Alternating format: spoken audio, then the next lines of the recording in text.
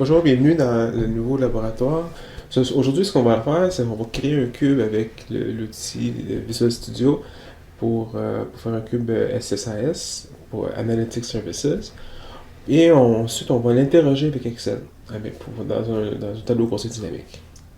Donc, on a dans Microsoft Visual Studio. Pour commencer, on va aller dans Fichier, Nouveau projet. Et on va créer un projet de type Analysis Services. On va donner un nom, comme labo.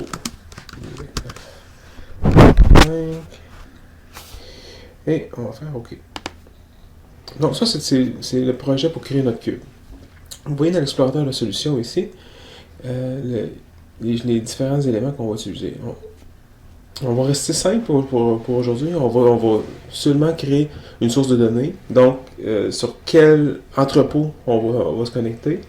La vue des sources de données, ça va donner l'information sur quelle table de l'entrepôt qu'on veut utiliser dans notre cube. On va définir un cube et ses dimensions. Donc, commençons par créer la source de données. Donc, vous allez faire bouton droit sur source de données, nouvelle source de données. Donc, ça nous ouvre l'assistant. L'assistant va nous aider à sélectionner une base de données pour se connecter. Il voit ici que je n'ai pas présentement de connexion, je vais créer une nouvelle. Comme pour les autres projets, j'ai mon serveur SQL sur ma machine, donc je vais travailler avec le nom localhost. Et je vais sélectionner la base de données AdventureWorks 2008 R2. Ici. D'accord, testons la connexion. Tout est beau. OK. Donc, suivant. Pour se connecter, il nous faut un user mot de passe. Dans ce cas-ci, je vais prendre l'information de mon compte sur lequel je me connecte sur Windows avec mon mot de passe.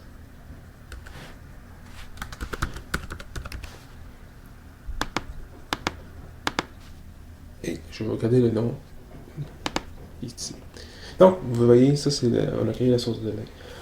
Ensuite, qu'est-ce que nous allons faire? C'est que nous allons créer une vue sur les tables qu'on va utiliser pour générer notre cube avec la source de données.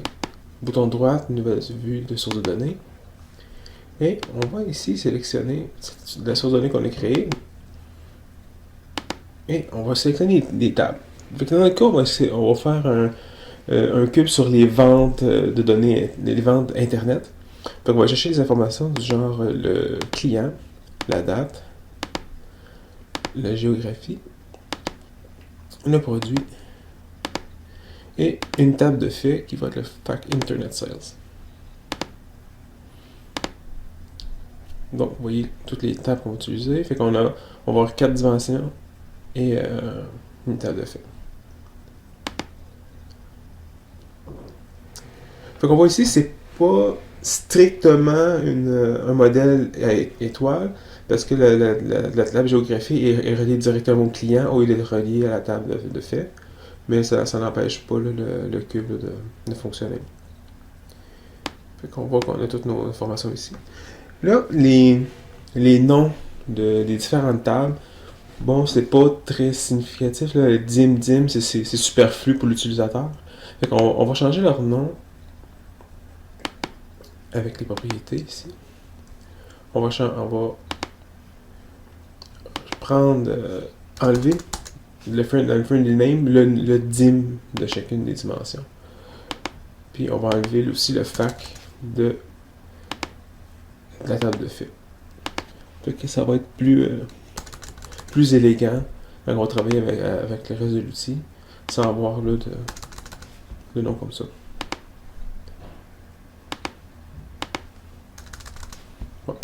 Donc, là, on a notre modèle de données. On peut maintenant passer à la création d'une dimension. Nous allons maintenant créer la dimension date. La dimension date est particulière parce qu'on veut créer les éléments temporels qui sont spécifiques au cube SQL. On va utiliser une table existante, qui est notre belle table date. Et on va sélectionner une coupe d'informations. Full date, c'est notre date complète. on va prendre le mois. Et on va prendre des informations de l'année et du semestre et du trimestre. Pour spécifier les informations temporelles, on va arriver à prendre la date ici. Puis le type d'attribut, on va utiliser les types d'attributs standards comme la date du calendrier pour ici. Pour le mois, on va prendre encore dans date calendrier, on va aller chercher mois. Pour le trimestre, date calendrier, on va aller prendre le trimestre ici. Et l'année, toujours la même chose. Date calendrier, année. Et pour le semestre, date calendrier, semestre. Une fois qu'on a tout changé nos attributs, on va aller sur le suivant. Et c'est l'ensemble des attributs qu'on va avoir pour la date.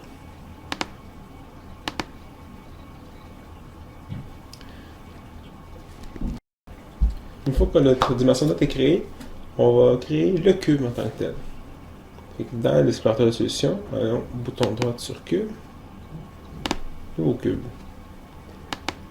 Donc, le cube, encore là, on va utiliser table existante, parce qu'on a déjà notre modèle de données de fait. On va demander au logiciel de nous créer, de nous suggérer la bonne table de fait. Effectivement, il trouve l'Internet 16, puis exactement ce qu'on veut.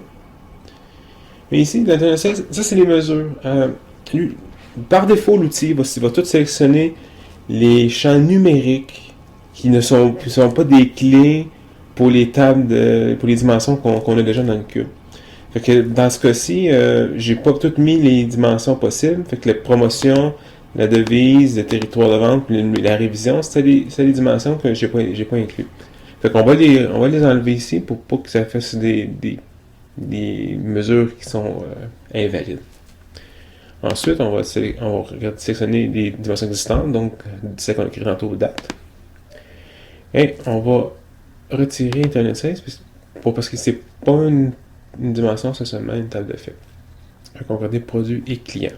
Vous notez ici que géographie est sous le customer, fait qu'on pourrait faire des hiérarchies éventuellement avec ce genre de choses-là. Donc ça fait le tour de la création de notre cube. Si on regarde ici, on voit bien que on a notre table de fait en jaune ici, avec ces dimensions autour qui sont en bleu. Donc la structure du cube est créée, mais qu'est-ce qu'il nous reste à faire? C'est de faire le tour des dimensions, puis de donner des attributs aux dimensions pour nous permettre de faire des différentes agrégations qu'on va être dans Microsoft Excel. Donc on commence par le produit. Si on retourne sur le produit, on voit ici que la source de données contient un ensemble d'attributs. Puis, vous voyez à gauche, attribut, présentement, ne contient seulement la clé. Et nous autres, on va aller chercher l'information qui pourrait nous être utile.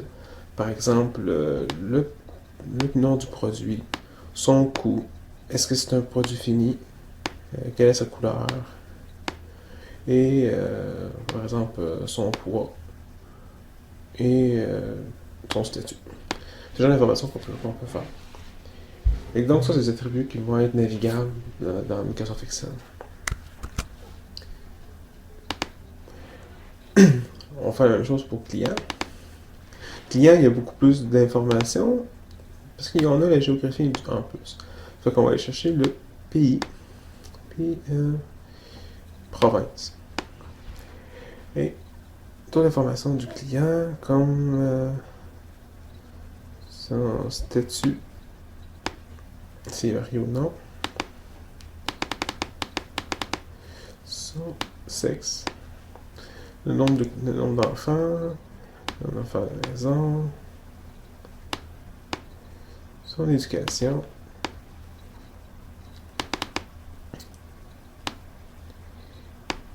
son type de poste, est-ce qu'il... Bon, il y a plein d'autres informations qu'on pourrait éventuellement chercher. Donc, on prend juste ceux-là pour commencer. Donc là, on a une source de données, on a une vue sur la source de données, on s'est fait des dimensions qui sont autour d'un cube. Et que, on regarde ça. Maintenant, ce qu'on nous reste à faire, c'est publier ce cube-là et ensuite l'interroger. Bon, donc déployons le projet. Pas compliqué, dans l'explorateur de solutions, on va aller au niveau du projet ici, Labo 935, bouton de droite, déployer. Ça peut prendre un peu de temps, là il n'y a rien de compiler le projet et de l'envoyer sur le serveur SQL. Vous voyez, le déploiement est terminé, il y a le barre d'état en bas qui nous donne l'information. Donc, le projet en tant que tel est terminé. Il va nous rester maintenant à utiliser Microsoft Excel pour se connecter sur ce cube-là et pouvoir sortir des analyses. Donc, nous sommes donc dans Excel 2010. Dans le menu Données, autre source de données, vous avez l'option de se connecter à Analysis Services, qui est justement l'endroit où résident nos cubes. Comme précédemment, nous allons utiliser localhost pour se connecter. Et on va sélectionner notre projet qui est Labo 735 et le cube AdventureWorks. Nous allons mettre ça dans un rapport de tableau croisé dynamique. Et voici. Comme vous voyez, à droite, nous avons l'effet Internet Sales, notre dimension client, nos dimensions de date et la dimension produit. Donc, on peut faire des analyses. Si nous voulons, par exemple, savoir les ventes de produits par rapport à leur couleur et la quantité commandée, on peut faire ça facilement. Ici, on va voir un graphique qui nous représente ça. Quelle couleur est la plus populaire? On prend le secteur ici. Et on peut voir que la couleur non disponible est la couleur préférée. Donc, facilement, on peut interroger ces rapides. Vous voyez comment c'est rapide, puis les données ne résident pas dans le fichier Excel, elles résident sur le serveur SQL. Donc, la quantité de données peut être beaucoup plus grande que le nombre de lignes qu'Excel supporte. C'est pratique quand vous avez de larges bases de données. Et ceci conclut notre tour de l'outil Analysis Services. Nous autres, aujourd'hui, ce qu'on a vu, c'est on a vu comment se connecter à une base de données pour créer un cube et comment interroger ce cube-là avec Microsoft Excel. J'espère que vous avez apprécié et bonne fin de journée.